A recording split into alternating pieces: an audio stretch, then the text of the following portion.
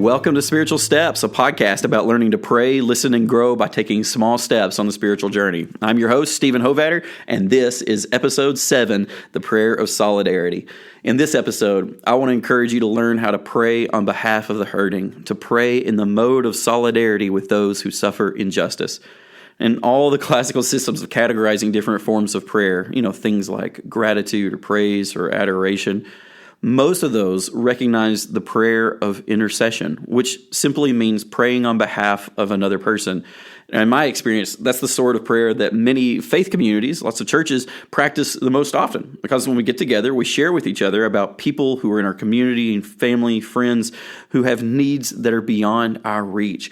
And we want to bring those things to the Lord together. And so we can request God's intervention on behalf of these people. And that's what intercession really is. It's requesting God's action, God's intervention on behalf of certain people. Now, what I want to suggest today is a more specific, a more particular type of intercession, that is prayer on behalf of suffering people. Now, I want to encourage you to begin by taking a look around you and see if there is any particular person or group of people whose experience of injustice moves your heart to prayer. Take a good, long look. Now, in this podcast episode, I don't want to be too directive about who that might be, because the truth is that it probably won't be too hard for you to find people who are suffering injustice, okay? I mean, if you look around, our world is full of those who are being broken and torn down by certain powers, who are systematically mistreated or dehumanized, or who are suffering some kind of acute or painful defeat at the hand of some strong bullying force at the moment. And so I'm not going to try to name exactly which one of those, you want to pray for. But what I do want to do, I want to encourage you to do, is to identify one such group. And if you can, let's downshift that even more and let it be represented even by a single person in your mind, like a person that you can see visually. Now, you might want to just handle that in your imagination, like with your mind's eye, okay, and call, an image of that person in your mind. Or you may want to take like the concrete step of like getting hold of a picture that you can use to meditate over, whether it's like a printed out picture or whether it's something like put on your phone, for this kind of moment.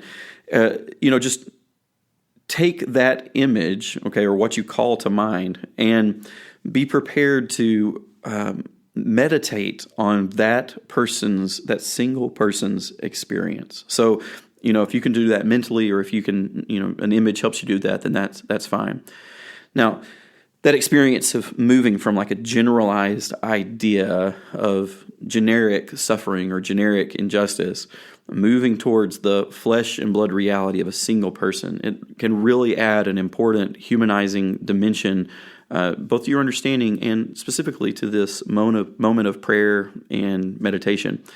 Gustavo Gutierrez once fought back against this kind of idolized generalizations of love that people have and concern for injustice. He pushed back by offering this challenge. He said, so you say that you love the poor? Name them. That's an incredible challenge, right? It's true that as we move into greater solidarity with those who would suffer injustice, we move away from sweeping generalizations, okay? We move away from the broad strokes, and we turn towards the particularity of actual people who have names, who have faces, okay? So for this exercise, I want you to get as particular as you can. Call to mind a single person who represents the plight of the particular injustice, the particular community that you are addressing, okay? Now, what you want to do is, in meditation, in a prayerful mode, begin to dwell on that person's life, inhabit that person's life for a bit. Imagine watching them go through a day, from the beginning into the end. Observe in your mind's eye the struggle that they have in the midst of that day, the points that they have that in that day that highlight their pain, whether those be encounters with people or particular problems that they have to kind of overcome, obstacles that are in their way. I want you to just dwell in that life, okay? Taste it. Taste the bitterness of their suffering. And then move towards, imagining yourself. So at the beginning, you're just kind of bird's eye view, watching this happen, and then begin to imagine yourself in that situation. Walk around in their shoes for a little bit. Okay, what does it feel like to experience that suffering yourself? What does injustice feel like? And allow yourself to more and more deeply be drawn into solidarity with their experience, to empathically taste their pain, to let their wounds wound your heart, to let their cries speak to your common humanity, to what you share at the point of what you don't share. So meditate on their suffering, even though and I want to say this is important, you know that it may not be truly yours. You can't take over somebody's suffering. You can't co-opt their suffering, okay? And this mode of empathy is not the same thing as the full suffering, which is truly their burden, okay? But you do want to draw near to that burden. You want to sit next to them in their place of suffering. Dwell in it. Breathe it in a little bit. Now, let that moment of meditation move you towards prayer, towards speaking to God on their behalf, the intercession bit, right? So cry out to God. Let that experience, that empathic meditation on their suffering, let it move you to cry out to God on their behalf and call to the Lord so that they can have some relief and be released from that injustice. And so they can be free from it, right? Join in with their voice, join in with the cries that they make, and join in with their voice and with the voices of so many who throughout the whole world are crying out to the Lord for justice. Okay, meditate on that. Meditate on the worldwide cry to the Lord for justice, and cry out for the defeat of those powers that are inflicting suffering on them. Call out to God to make the broken things right. Okay? Now, there is a long history of prayers in that mode, okay? There's a long history of prayers of solidarity of those who are suffering justice. The Psalms are full of this kind of stuff.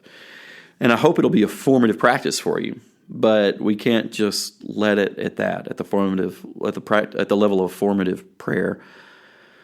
We can't let it go without saying that if you indeed pray in this mode, then ultimately I hope it'll move you to take action outside of your prayers as well. It simply won't do to call out for God to act, to cry out for God to act without moving a finger yourself.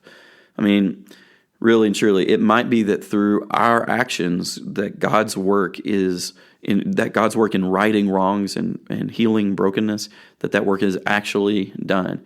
It may be beyond us to fully correct the injustice in the world, but it is our responsibility. It's your responsibility to take what steps you can, to utilize whatever gifts are in your stewardship or in your hands. Edmund Burke once said that nobody made a greater mistake than he who did nothing because he could only do a little. So even if you can only do a little, seek it out and do it. Seek out ways to genuinely act and do what you can. And that'll not only keep your prayers honest, okay, that you really are praying out of a full solidarity, but it'll also deepen your prayers because you'll understand the thing that you're praying for on a deeper level. See, prayer and action, prayers of solidarity, actions of solidarity, those things mutually feed each other. And each makes the other more genuine, more real, and makes you more passionately committed to doing it regularly. Okay, and on one final point, let me close by saying that if prayer is an exercise in reaching out to the heart of God, and we think about prayer as taking our hearts and lifting them to the Lord's heart and aligning our hearts with the Lord, okay? We'll never find ourselves nearer to God than when we stand in solidarity with the oppressed. Because the witness of Scripture is that this is where God stands too. So we find that when we join our voices to the voices of those who are suffering, that indeed Christ's own voice is already there crying out before us and crying out with us. Okay, that's it for this episode, so thanks for listening. You can catch up with me on Twitter with the handle @StephenHovatter. It's linked in the show notes. And there's also a link to my website where I do some blogging and some other things. And there's a link to my podcast, another podcast called The Craft of Ministry, which is for my colleagues who are leading in different ways across the church.